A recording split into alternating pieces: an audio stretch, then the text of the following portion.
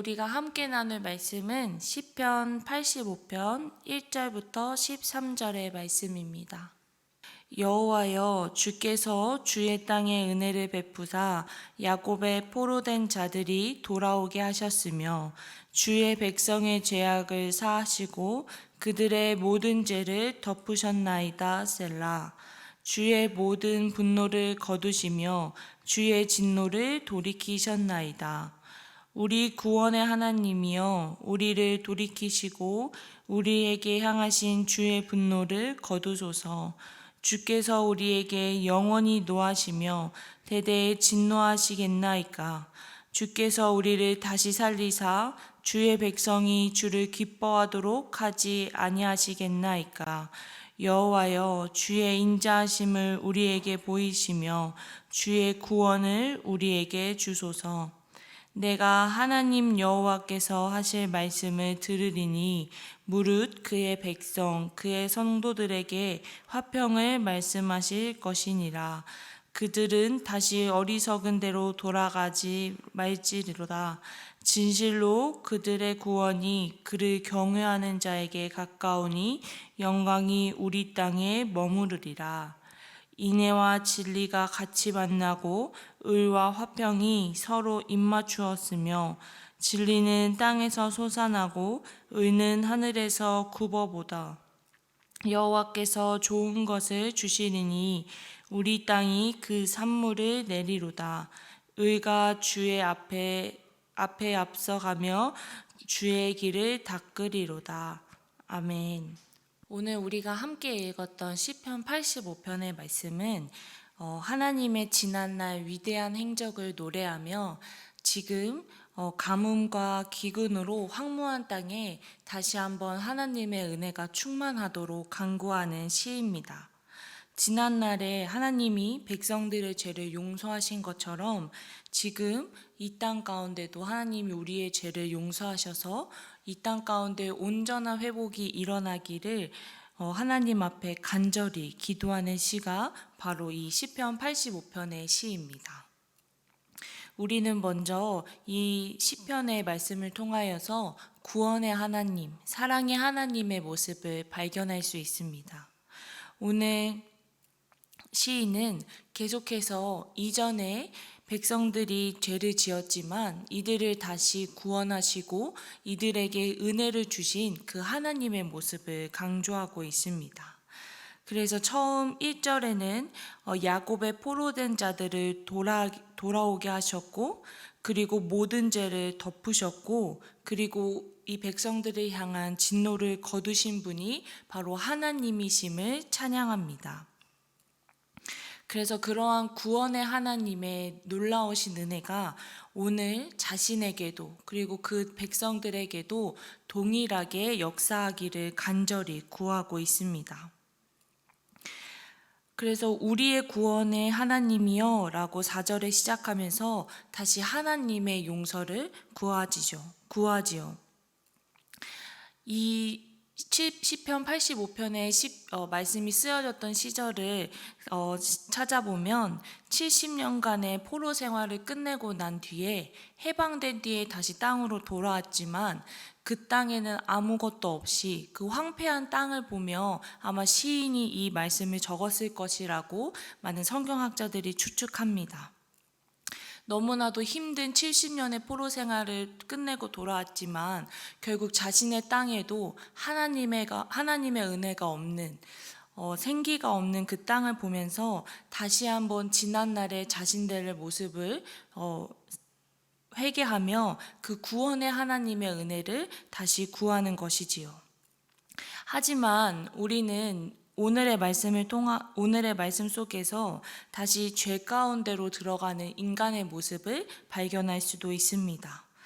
오늘 시인은 이 땅의 화평을 회복하실 하나님을 찬양하면서 8절 후반절에 이렇게 이야기합니다. 그들은 다시 어리석은 대로 돌아가지 말지로다. 우리가 이미 잘 알고 있듯이 이스라엘 백성들은 톱니바퀴가 돌아가듯이 계속해서 똑같은 죄를 범죄합니다. 처음에는 하나님을 잘 믿고 하나님을 따랐다가 다시 하나님을 믿지 못하고 우상을 섬기고 또 하나님께 벌을 받고 다시 회개하고 돌아오는 똑같은 죄악의 삶을 살아갑니다. 하지만 오늘 이 시편의 저자도 다시 이스라엘 백성들이 어리석은 가운데로 돌아가지 말지로다 라고 이야기했지만 우리는 다시 이스라엘 백성들이 하나님의 말씀을 듣지 않고 하나님의 말씀에 순종하지 않을 것이라는 것을 이미 알고 있습니다. 이러한 연약한 이스라엘 백성들의 모습은 마치 우리의 연약한 모습과도 같지요. 항상 하나님의 은혜를 구하며 살아가고 하나님의 말씀에 순종하며 살아가야 하지만 그렇게 살아가지 못하는 우리의 모습도 다시 한번 고백하게 됩니다. 하지만 이러한 인간의 연약함은 우리가 죄인이기 때문에 어쩔 수 없이 죄 가운데로 돌아가려는 우리의 본성이기도 합니다. 그렇기 때문에 우리는 오늘 시편의 저자가 구원의 하나님을 찾고 노래하였듯이 우리의 삶 가운데도 매일매일의 삶에 하나님의 구원하심을 구하는 삶을 살아가야 될 줄을 믿습니다. 우리가 하나님께 구원하심을 얻었을 때, 하나님께 구원함의 은혜를 얻었을 때 우리가 누릴 수 있는 은혜는 바로 인애와 진리가 같이 만나고 의와 화평이 서로 입맞추었으며 진리는 땅에서 솟아나고 의는 하늘에서 굽어보는 그런 놀라운 하나님의 평화가 우리 삶 가운데 있을 것입니다. 우리가 삶을 살아가는 데 있어서 또 신앙생활을 하는 데 있어서 우리의 삶이 순탄하지만은 않습니다. 하지만 이 순탄하지 않는 삶 가운데서 우리가 하나님께 구원하심의 은혜를 구하고 하나님의 이름을 부르짖고 또 하나님께 간구하며 나아갈 때에 하나님은 우리에게 영원한 샬롬, 영원한 평화를 우리 가운데 회복하실 것입니다.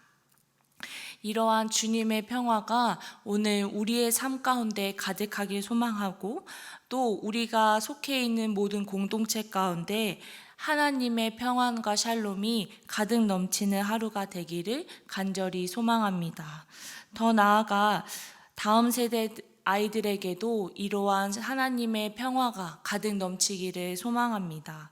우리가 함께 기도했던 것처럼 이번에 여름 사역이 그저 하나의 이벤트로 행사로 끝나는 것이 아니라 아이들이 하나님의 구원하심의 은혜를 경험하고 더 나아가 예수님의 사랑을 또 직접 경험할 수 있는 복된 시간이 될 수 있도록 우리 함께 기도해 주시면 감사하겠습니다. 함께 기도하도록 하겠습니다.